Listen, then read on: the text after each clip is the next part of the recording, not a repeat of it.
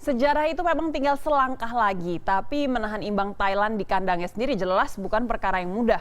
Setelah hasil di leg pertama, apakah masih realistis atau tidak masuk akal untuk menyebut Indonesia bisa juara Piala AFF 2016? Telah hadir di studio CNN Indonesia, Coach Justin dan juga Bung Yusuf Kurniawan. Kita akan menuju ke Coach Justin dulu ya. Sebelumnya kita sempat membahas tentang Indonesia versus Thailand juga. Coach Justin sempat bilang, kita harus realistis nih Indonesia nih, tekniknya, skillnya untuk melawan Thailand segala. Dan kemarin sudah melihat hasil di leg pertama. Apakah kita masih harus seperti itu, realistis?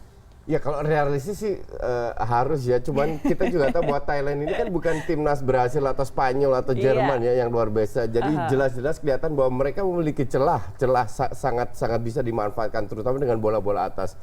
Akan tapi kalau saya jadi pelatih, sebagai mantan pelatih, saya melihat bahwa pada saat kita bermain dengan 4-4-2 dengan 2 DM di kandang Vietnam, kita diserang habis-habisan.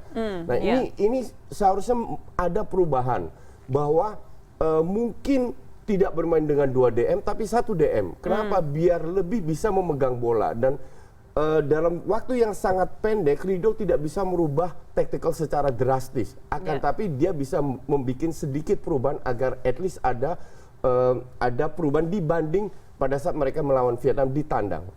Oke, baik. Bung Yusuf bagaimana? Realistis tadi Jason udah katakan, realistis kemarin kita menang gitu. Iya. Itu kan realitanya gitu ya. Di kandang ya? Di kandang. Di kandang. Artinya bahwa sekarang kita tidak punya pilihan, kecuali kita tadi seperti dikatakan oleh Presiden, kita memang punya kemampuan yang punya kelebihan dari sisi daya tarung. Itu kita harus akui. Daya tarung kita luar biasa, artinya anak-anak ini sudah melewati batas kemampuan mereka bahkan sampai ke fase final. Kita harus jujur, kemarin secara logika nggak mungkin kita menang sama Thailand. Tapi kita bisa gitu loh. Artinya ini tinggal 90 menit lagi. 90 menit 12 lagi. 12 miliar depan mata kira-kira kan gitu ya. Agak naif kalau kita bilang kita nggak optimis gitu. Tinggal bagaimana kita mempertahankan konsistensi kita dengan cara kita sendiri ya. Walaupun mainnya agak membosankan dan bikin kita deg-degan terus. Deg-degan sekali, betul. Itu berarti lebih tepatnya Indonesia harus lebih pushing to the limit lagi gitu ya. Sepertinya kalau kemarin ini udah bisa di-push sedikit limitnya sampai sini, besok harus lebih jauh lagi limitnya begitu kan? Nanti malam. Tapi saya setuju, saya sangat setuju, bahkan saya kaget bahwa saya tidak pernah menyangka bahwa Indonesia memiliki fighting spirit yang seperti itu. Tapi kita juga harus realistis, kalau kita bisa fight habis-habisan melawan tim yang lebih canggih, kemungkinan besar tetap kalah. Jadi fight is not enough. Maka dari itu dengan fighting spirit yang luar biasa, saya harap ada perubahan. Perubahan yaitu lebih baik daripada sebelumnya. Kesalahan di sebelum-sebelumnya apa? Kita sangat sering kehilangan bola. Saya tidak bilang bahwa kita bermain seperti Barcelona, ball possession dan lain-lain. Tapi at least bisa membangun serangan dari belakang dan itu sangat kelihatan di babak pertama lawan Thailand bahwa lini tengah tidak bisa memegang bola.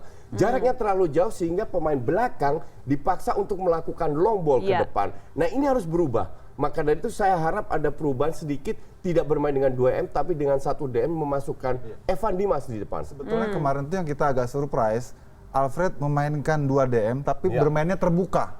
Kita nggak biasa bermain terbuka karena sejak babak penyisihan sampai ke kemarin terakhir lawan Vietnam di leg kedua kita bermain tertutup. Kita menunggu, tapi kemarin sepertinya Alfred ingin membuat kejutan karena pasti Thailand sudah melihat cara kita bermain sepanjang penyisihan sampai babak semifinal, kita bertutup. Ternyata Alfred buat kejutan, kita bermain terbuka. Masalahnya pemain kita nggak terbiasa bermain terbuka. Sehingga 2 gelandang bertahan menjadi sia-sia. Begitu bola sampai ke sepertiga akhir pertahanan lawan, tidak ada kombinasi yang bagus karena tidak terbiasa Manati dan Bebrana untuk melakukan supporting kan. Akhirnya Lipali sendirian, Boas terisolir, dan juga Rizky Ripora, tambah lagi Andik cedera. Babak pertama itu nightmare menurut saya sih. Iya, saya sendiri sempat melihat statistik dari ball possession dan sebagainya itu bedanya sebenarnya tipis ya. Thailand itu 55%, sementara Indonesia itu kalau saya tidak salah 45% ya. Tapi itu secara overall. Di babak pertama jelas-jelas Thailand mendominasi dan kita menang berdasarkan yang Ucup tadi katakan fighting spirit yang luar biasa yang kita tidak duga. Tapi pertanyaan saya, ini kan last game. Ini sudah game terakhir, kita tidak bisa hanya mengandalkan fighting spirit. Untuk saya, it's not enough.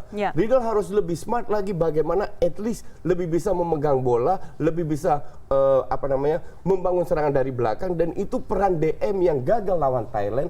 itu harus dirubah di situ. Iya. Dan menurut saya yang tidak mungkin berubah dalam arti sampai saat ini terus terjadi adalah keberuntungan ya. Kita beruntung terus. Tapi ingat bahwa keberuntungan itu tidak jatuh dari langit begitu saja, tapi diupayakan, diikhtiarkan, disempurnakan. Kita kan tidak menyangka kira-kira ketika kita bermain di Vietnam, tiba-tiba Boas mengirimkan bola lambung, mentok tiang, bola nyasar, Lili Pali datang.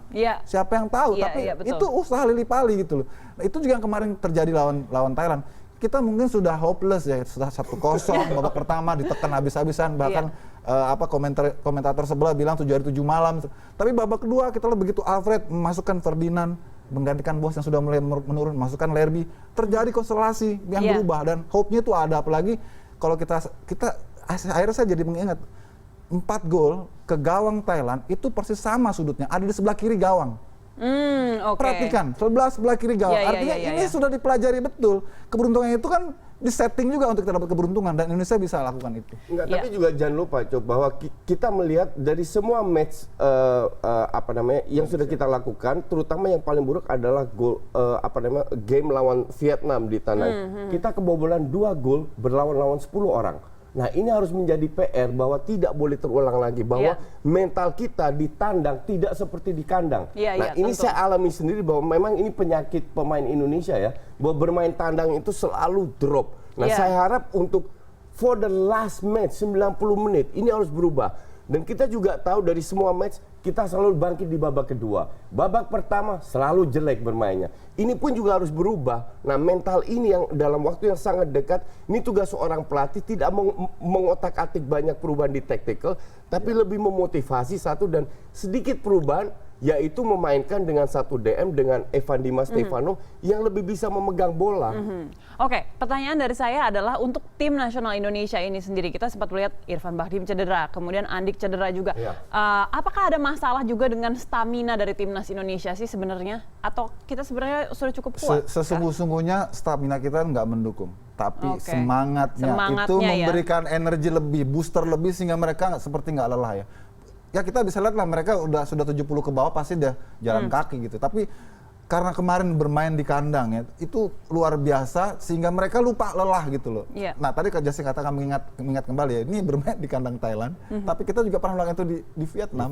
Kita juga pernah menderita itu, suffer itu di Filipina gitu loh. Jadi menurut saya para pemain kita ini sudah imun. Diperlakukan sebagai underdog, inferior itu sudah imun gitu. Buat mereka nothing tulus saja gitu loh.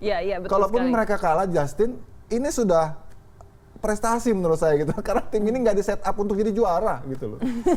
Saya sangat setuju karena kita tahu bahwa hanya 2 pemain yang boleh diambil dari tiap klub. Jadi ini bukan the real Indonesian team. Real Indonesian team bisa bermain jauh lebih bagus, tapi dengan sikon yang terjadi sekarang, saya juga sangat setuju. Bahkan di Vietnam kita bermain extra time. Dengan extra time dengan semangat yang berlebihan itu melebihi kekuatan fisik. Nah ini semoga terjadi, ditambah sedikit bermain lebih banyak otak daripada otot, lebih cool lagi bermain, memegang bola, dan peluang itu pasti ada, ada. Terutama tadi kita juga mendapatkan laporan dari korespondensi CNN Indonesia yang sudah ada di stadion di Bangkok sekarang, sudah mulai ada tuh banner-banner untuk dari supporter Thailand di sana. Jadi sepertinya ini akan harus skuad Garuda harus lebih mentalnya harus lebih kuat lagi. Nah kita sekarang akan bicara tentang Andik Firmansyah. Ini kira-kira siapa sih yang akan dipakai untuk mereplace dia saat Selama ini? Selama ini memang selalu Julham yang disiapkan untuk menggantikan Andik. Entah dia cedera, entah memang itu karena keputusan pelatih, selalu Julham yang masuk menggantikan Andik. Tapi saat ini kalau saya pribadi, saya lebih suka Boy Gatra, walaupun dia belum pernah diturunkan. Tapi pemain ini boleh dibilang punya daya tarung yang lebih kuat. Kalau Julham memang sisi offense sangat bagus, tapi dia kurang begitu pandai kalau harus bertarung sampai ke lini belakang.